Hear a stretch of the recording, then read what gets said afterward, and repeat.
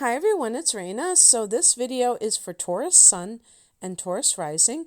This is your March 2020 Astro Update.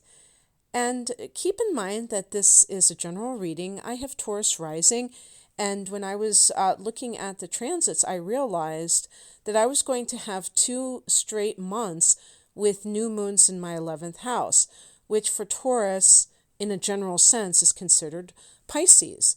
But because I have a very, the way my 11th house is, it stops at about 7 degrees of Aries. And both of these new moons in Pisces and Aries are at 4 degrees. So I'm going to have back-to-back new moons in the 11th house. And if you have a late degree of Taurus, Sun or Rising like me, that will be the same for you, or a good chance that it will be. So this is why we have to, just take things as a general transit and not get too caught up in it. But, it really doesn't matter because there's a tendency for some of these things to actually happen to you eventually, either before or after I'm talking about this. So just, be loosey-goosey about it. So in March, there's a lot happening, which I actually like because I think that when there are a lot of transits, it means there's a lot of energy moving. I think that some months it seems like very little is happening, and then it might be a very chill month, but it could be also very uneventful. And I think that there's more like possibilities when a lot is happening. And so the sun is in Pisces, as it is at the beginning of every March. And for Taurus, this is the 11th house. And I've been reading up on the 11th house lately. Very stoked about this because, the traditional astrologers considered the 11th house the luckiest house. And somehow luck became dreams and goals. And, I personally think that there is a lot in common with those, that we really kind of do a lot of times make our own luck by what we're willing to go after in life. However, I still, we all like that idea of, wow, something great is going to happen to me, maybe out of the blue or something like that. And so if you wish to think of this as just a very lucky time for you, go for it, because I'm going to. But I'm also going to be very intentional about the things that I'm trying to bring into manifestation. So you can kind of balance between the two. So the sun is in this house, and this is also a house of friendships and group associations. So, it's possible that in this time frame, and this would be going back to February because the new moon is, for those of you who are listening before the 23rd of February, this is actually when the new moon in Pisces is. And that could indicate some kind of beginning a connection with a group, and that could have a beneficial impact on your life, or maybe what we call lucky, or fortunate, let's put it that way. And so just keep that in mind if you were thinking about joining a group. And it could be, the sky can be the limit on what type of group. Just realize that the stars are working on your behalf. The universe is working on your behalf. And so the sun is there, and Mercury goes into Aquarius on the 4th of the month. Now, this is important too because Mercury is retrograde as the month of March begins. So we're dealing with review. Now, when Mercury is in the 11th house, I would say something to do with your long-range goals, your dreams, and there's a more practical bent when Mercury goes back into Aquarius on the 10th. On the 4th, it'll be in the 10th house of career. So I know personally that I have been grappling with this, and some of you may have as well, with this idea of like, how do my career goals mesh with my overall dreams and desires? So, can we bring these two together and kind of like thinking about these things? And so, I think that what is good about Mercury going back into Aquarius and back into that 10th house is that the 10th house is the career house, and they're, ruled by Capricorn, therefore an earth house. So it has a very productive, constructive, and how can I put it? I was going to say down to earth, but it sounds redundant.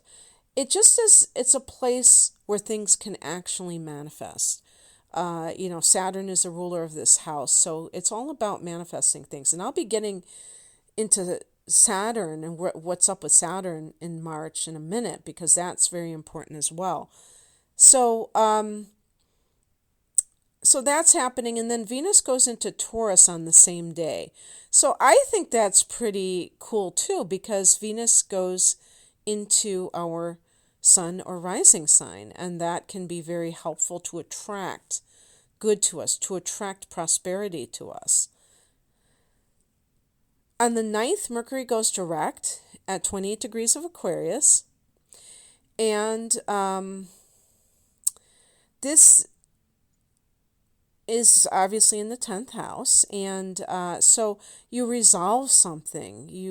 If there was something also connected to internet-based issues that had to do with maybe something to do with a job you were applying to, or people that you were applying to that you wanted to get an interview with, well, maybe that will be resolved now. Mercury does not come out of its shadow until the end of the month, but I think that by virtue of moving forward, that's good enough for me. On the same day as Mercury goes direct, we have a full moon at 19 degrees of Virgo in the 5th house. So this is wonderful in terms of being fellow Earth energy. And this can be like the 5th house is the house of fun. It's the house of creativity and love. It's the house of conceiving children. If you are fertile, if you're a fertile woman, you better, batten down the hatches or whatever they say. You're going to, if you don't want to have kids, be careful, because the 5th house is the house of conceiving children. Full moons are very fertile. Although I've heard that Virgo is not a very fertile sign, in terms of, that the water element, I think, is more fertile, but the full moon can certainly assist in that. This is a great time for really tuning into love, tuning into somebody that you care about, maybe discovering that you care about somebody too, or committing at a higher level, because this is kind of like more casual dating. It can be falling in love, though, so that awareness that you are in love with somebody is certainly possible. But in terms of like, if you're dating somebody, you may either decide that you have nothing in common with them, or you don't think that you want to be doing this anymore, or you may decide to like take the relationship to the next level. So you're like kind of fed up with dating, and you're like, you know what, maybe even in some cases set an ultimatum. If you feel like you're in this period of just like dating, and nothing seems to be transpiring, you could be the one to initiate it. So, like I said, this is a very fertile time, so it's great for artists and creativity. Maybe you're ending an art project. On the 16th, Mercury's back into Pisces, back into the 11th house. So you're back into that dreamer mode of trying to envision your future. This is also good for people who have some kind of a misunderstanding or falling out with friends, and then you can kind of smooth things over. Or not so much smooth things over, but explain yourself better, because there might be some kind of communication breakdown, and now things are back on track. This could even be about some kind of situation involving the internet. If your internet goes out, I dread even saying that. Last year the internet at home, in my case, went out several times for a week at a time, and it's horrible when that happens. Even if you have a phone, I mean, if you rely on it to do things online, it's just ugh. So I don't even like thinking about that. But at least it's back on track. And then on the 19th, the sun goes into Aries. So this is the astrological new year. For you, for just in general, this will be the 12th house. Like for me, this is going to still be in the 11th house. So that's what I was talking about. But this is a time when the sun is here, and then there's going to be a new moon here on the 24th to kind of plant seeds of intention, kind of like so that when the sun crosses over into your first house, you have your new year of sorts. And, if it's your solar chart, obviously it's your sun crossing over. If it's your rising sign, I meant for both it's going to be the sun crossing over, but I'm saying that your sun is also in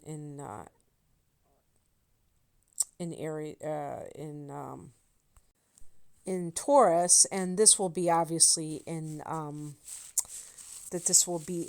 April when that happens for many of you. But in any case, this is still really cool because it's a general feeling for all of us when we have this whole new cycle as a collective.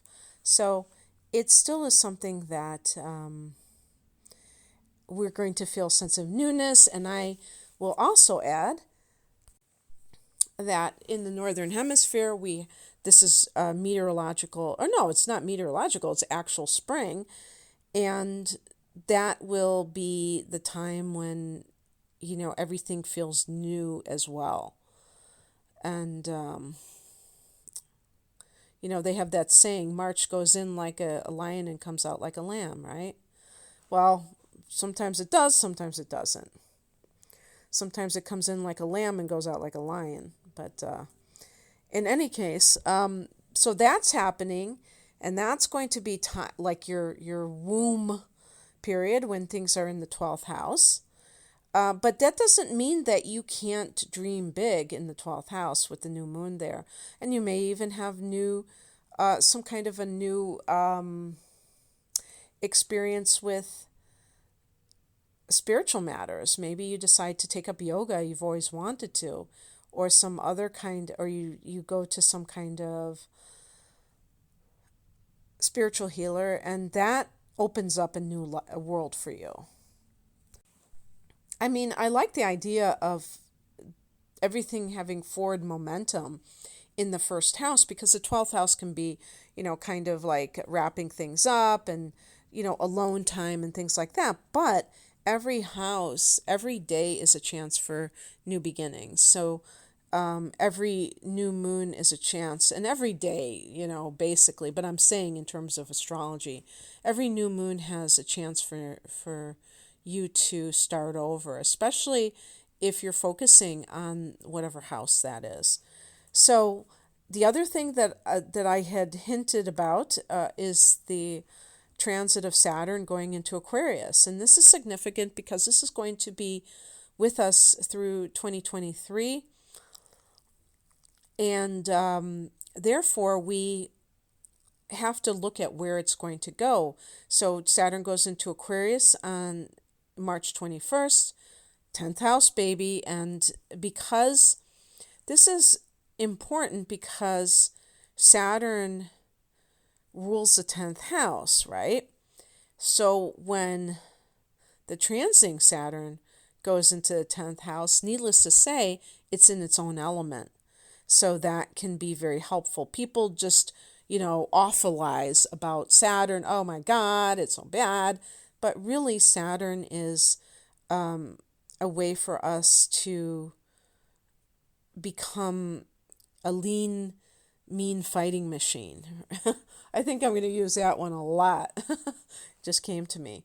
But it really does, it's really like getting us to pare down all of the excess in that area and just go for it. So an example would be, even if you want, let's say you wanted to start your own business and you're working for somebody else at the same time. Yeah, maybe you will continue to work for somebody else, but you can get your own thing going, and you can do so in a very it reminds me of the magician card. You do what you have where you are. I always mangle that saying, but start where you are with what you have, and do what you can, something like that. And that can-do approach of a cardinal sign like Capricorn, in the house of Capricorn, I mean, with the idea of you don't have to be grandiose. You can just start very small, but you're doing something to, show the world who you are, because that's what the 10th house is. It's showing the world. It's our public reputation, but reputation to me, or image to me, is superficial. It doesn't matter what your reputation is. But on the other hand, because, they have a saying, what people think of me is none of my business.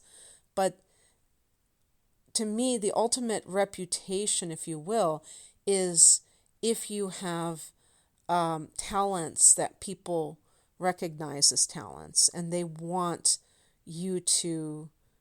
some of what you've got. And you've just got to find out what it is that you have that other people want, and you will do very well. And this is going to be a wonderful time to explore that. So we're going to get a taste of this. In July, Saturn is retrograding in May, and then in July, Saturn will go back into Capricorn. So we'll go back into the 9th house, and then come back at the end of the year in Aquarius. So 2021 is going to be the big year for Saturn in the 10th for Taurians. So we're going to get a little teeny taste of this, but here's another example. It's only going to get to 1 degree this whole year between the retrograde and then coming back in 2020. So my midheaven, or cusp of the 10th house, is at 3 degrees. So I'm not going to be seeing Saturn in the 10th until 2021. So this is the point that I'm making, is that even if that is the case, it's going to be close enough to the midheaven that it will affect it. So even the general readings can be quite resonant with a person, because they may not officially be in a certain house, but they might be close enough from the other side to affect it. So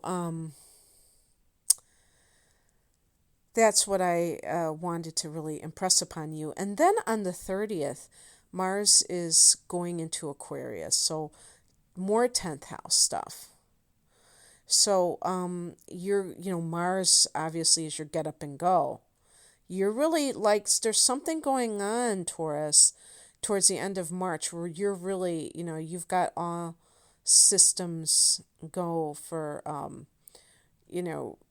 promoting your career. And I feel like there's something with that 11th house that you really want. You have these higher dreams that even transcend your career aspirations that you're setting into motion. So yeah, I hope that this made sense to you. I know I said a few things that might have been confusing, but in any case, I wish you all the best in March, Taurus. If you'd like a personal natal chart interpretation, a transits reading, please visit me at rainamoonastrology.com. The link is below. Take care. Bye.